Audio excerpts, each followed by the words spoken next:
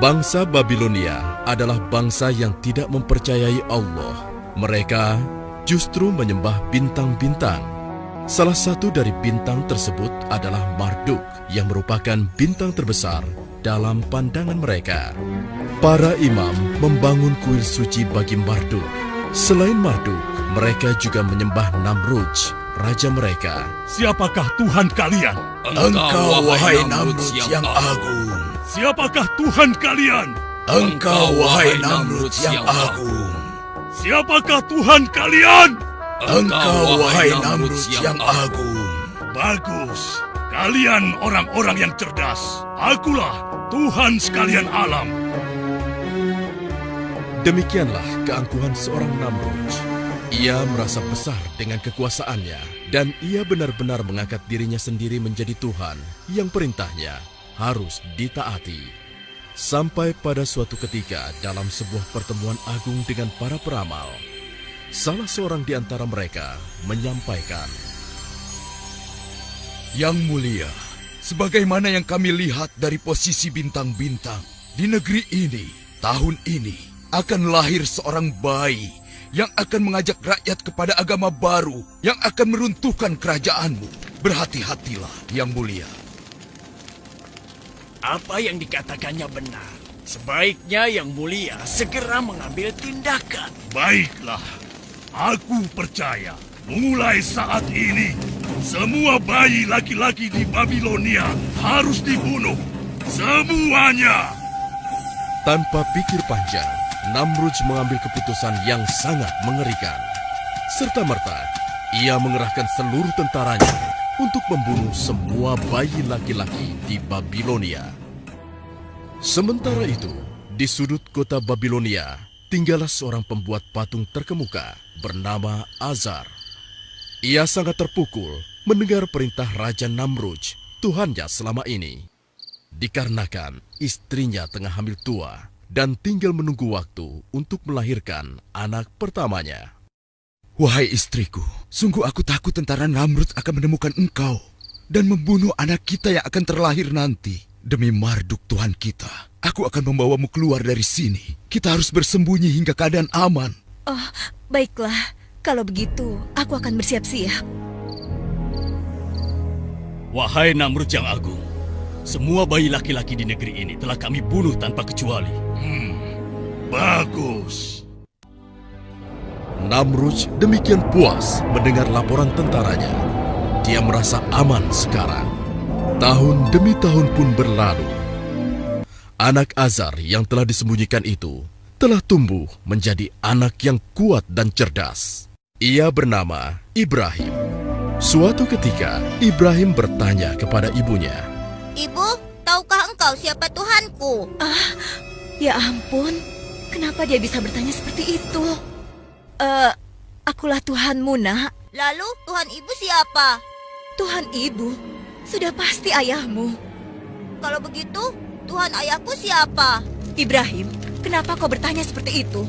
Tentu saja Namrudzlah Tuhan ayahmu. Lalu Bu, siapa Tuhan Raja Namrudz? Ya Tuhan, bagaimanakah aku harus menjawabnya? Jangan-jangan inilah anak yang dikhawatirkan oleh Raja Namrudz. Inikah anak yang akan mengubah agama dan kepercayaan masyarakat Babilonia? karena tidak puas dengan jawaban sang ibu, Ibrahim kecil pun keluar dari gua dan ia mencoba mulai mencari siapa Tuhannya. Malam pun datang. Saat itu bulan purnama bercahaya menerangi malam. Wow, inilah rupanya Tuhanku. Ibrahim kecil sangat kagum dengan bulan purnama itu. Sekali lagi ia yakin itulah Tuhannya. Tetapi tatkala pagi menjelang, Kenapa dia menghilang?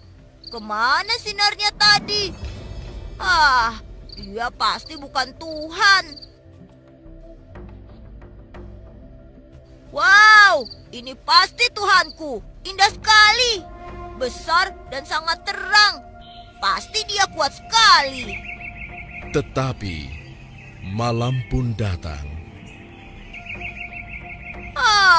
Pasti dia juga bukan Tuhan.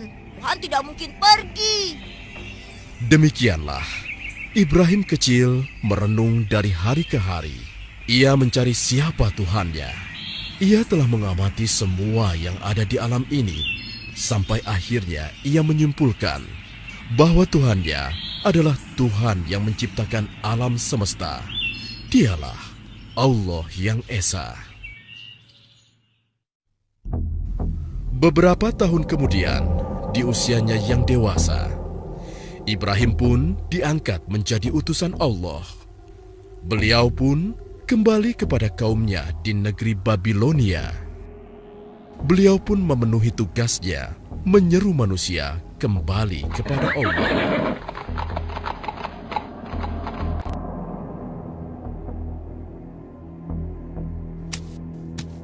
Wahai kaumku, kenapa kalian sembah patung ini? Bukankah ia tidak dapat mendengar, juga tidak dapat bergerak dan membantu kesulitan kalian?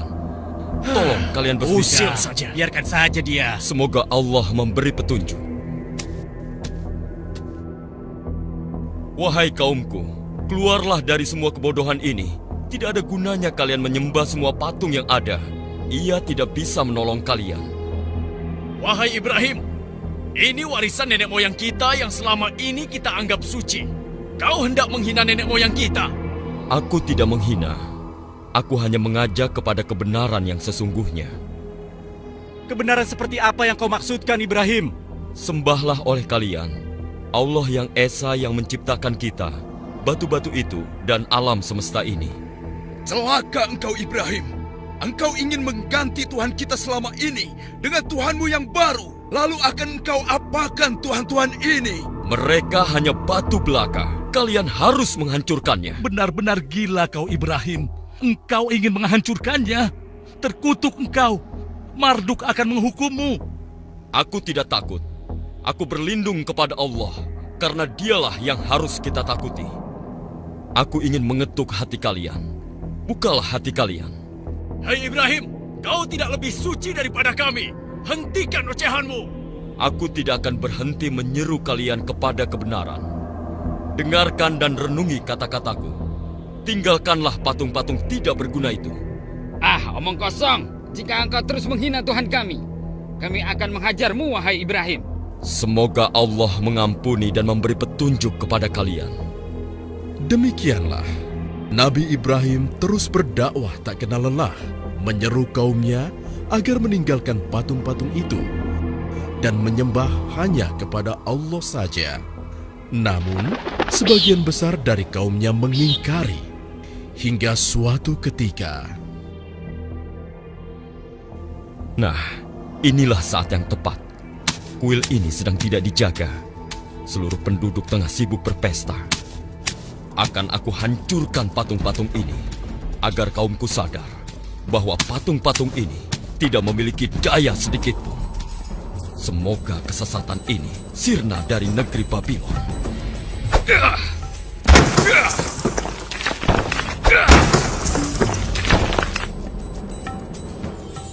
Nabi Ibrahim menghancurkan semua patung-patung milik kaumnya, kecuali berhala yang paling besar yang disebut Marduk. Bahkan Nabi Ibrahim menggantungkan kapaknya pada patung tersebut. Kemudian, kegemparan pun terjadi.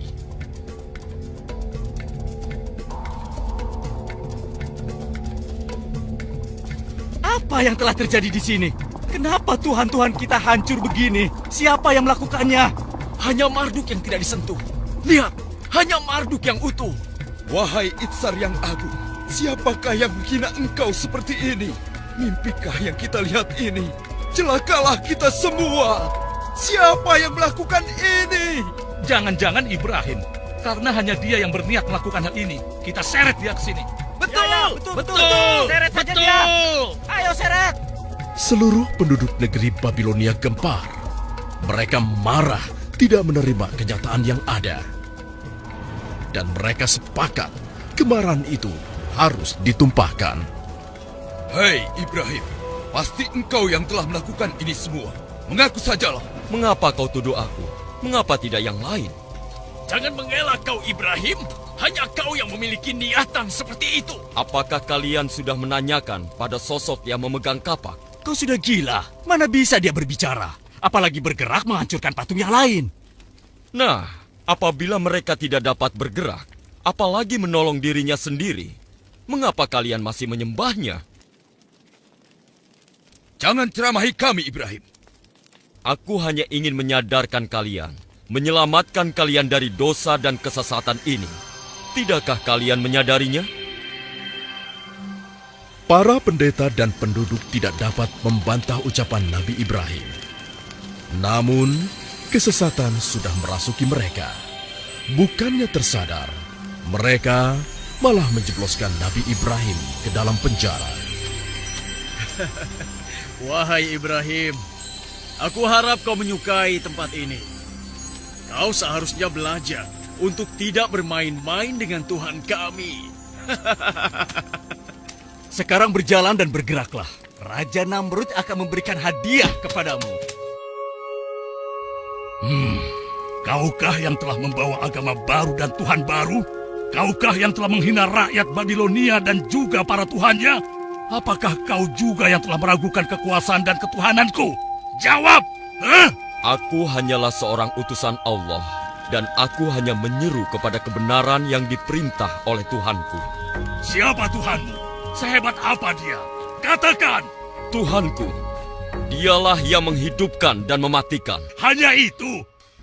Aku pun dapat melakukannya. Pengawal, berikan aku 2 orang sekarang juga. Siap! Ini mereka yang mulia. Bunuh yang di sebelah kananmu. Ampuni hamba. Sekarang, biarkan yang satunya pergi. Beri hadiah untuknya agar dia menikmati kedermawananku. Beribu-ribu terima kasih untuk engkau, wahai Namrud yang agung.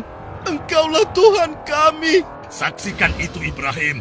Aku bisa memberikan hidup kepada seseorang dan mengambilnya dari orang lain.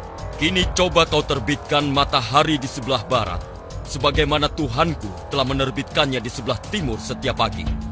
Kau masih juga meragukan ketuhananku. Beraninya kau menghinaku, Ibrahim. Aku tidak bermaksud menghina. Jika kau memang Tuhan, kau pasti bisa melakukan apa yang kukatakan. Kurang ajar. Kau pantas disiksa. Pengawal, bakar dia. Bakar saja. Bakar saja dia. Betul. Siksa! Siksa saja dia! Siksa! Siksa dia! Siksaan dari Namrud! Siksa dia! Apinya besar sekali. Apinya sangat besar.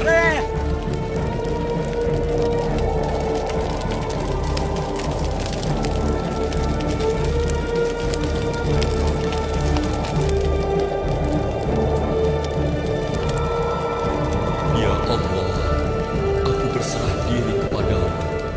Engkaulah pelindungku di dunia dan di akhirat.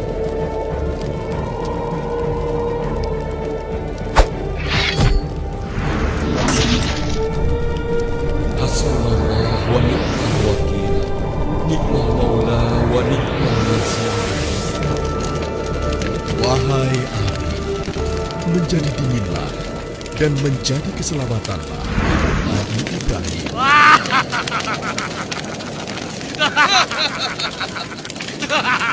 Rasakan siksaan Namrud.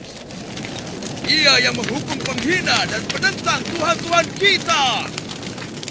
Wahai rakyat Babilonia, penghina Tuhan kita telah dimusnahkan. Oleh karena itu, Raja Namrud telah menyiapkan pesta untuk kita semua. Bersenang-senanglah kalian. Begitulah rakyat Babilonia bersuka cita dengan dibakarnya Nabi Ibrahim. Namun, seiring dengan padamnya api, keajaiban terjadi. Ya Tuhan, lihatlah. Apa itu?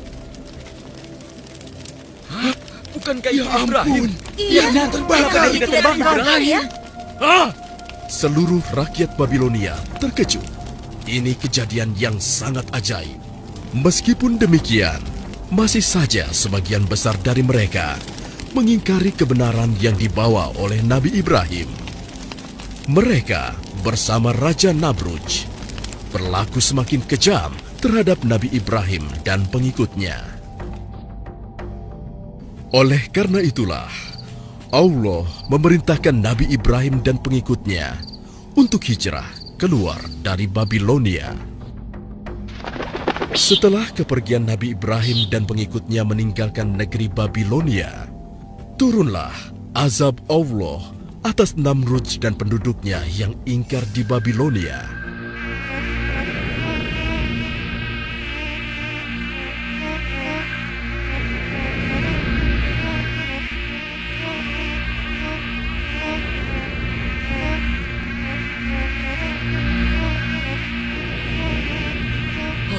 Ini datang dari mana ini? Kurang ajar. Pengawal, tutup semua pintu. Jauhkan binatang ini dariku. Cepat, tutup semua pintu.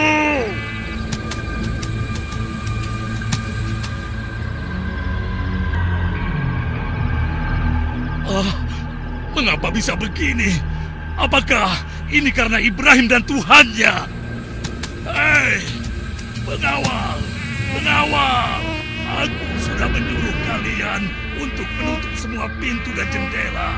Bunuh nyamuk-nyamuk ini, cepat! Raja Namrudz berteriak-teriak seperti orang kesurupan. Dia harus menghadapi serangan nyamuk, binatang kecil yang menjadi sangat berbahaya pada saat itu. Pengawalnya kebingungan, tidak mampu berbuat apa-apa. Nyamuk itu begitu ganas menyerang Raja Namrudz. Sampai akhirnya, seekor nyamuk masuk ke dalam otaknya.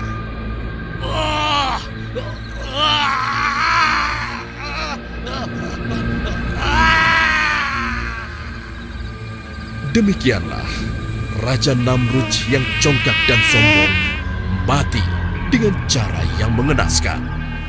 Seekor nyamuk dengan izin Allah Subhanahu wa Ta'ala masuk ke dalam otaknya dan mengakhiri hidupnya yang penuh dengan dosa. Semoga Allah Subhanahu wa Ta'ala melindungi kita dari perilaku yang serupa dengan Raja Namrudz.